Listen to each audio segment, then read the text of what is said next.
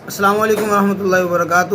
ناظرین، وہ مرد نہیں جو ڈر جائے حالات کے خونی منظر سے، جس دور میں جینا مشکل ہو اس دور میں جینا لازم ہے۔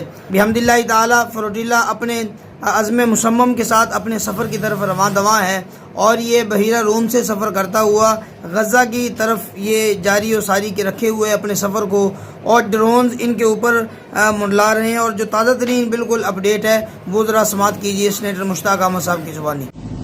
بسم اللہ الرحمن الرحیم۔ السلام علیکم ورحمۃ اللہ۔ اس وقت ہم بین الاقوامی پانیوں میں ہیں اور یونان سے تقریباً 24 گھنٹے کے فاصلے پر ہیں، اور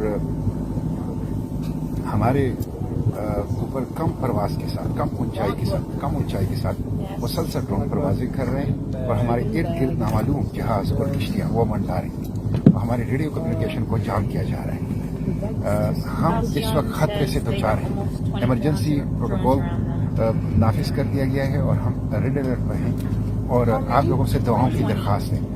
یہ بین الاقوامی قوانین کی خلاف ورزی ہے، اور یہ بدترین قسم کی دہشت گردی ہے، تشدد ہے۔ ہم اس کی مذمت کرتے ہیں، ہم کوئی خوفزدہ نہیں ہے۔ ہم آپ سے دعاؤں کی درخواست کرتے ہیں، آپ جہاں بھی ہوں، جس حیثیت میں بھی آواز اٹھائیں، اس ظلم کے خلاف آواز اٹھائیں، غزہ کے بچوں کے لیے آواز اٹھائیں۔ ہم کمیٹڈ ہیں، ہم ہر قسم کے نقصان، ہر قسم کے خطرے کو برداشت کریں گے، لیکن ہم پہنچ کر رہے ہیں۔ آواز اٹھائیں، سوشل میڈیا پر بھرپور آواز اٹھائیں، ہمارے لیے دعائیں کریں۔ ہم اس وقت گھیرے میں ہیں اور خطرے سے دوچار ہیں۔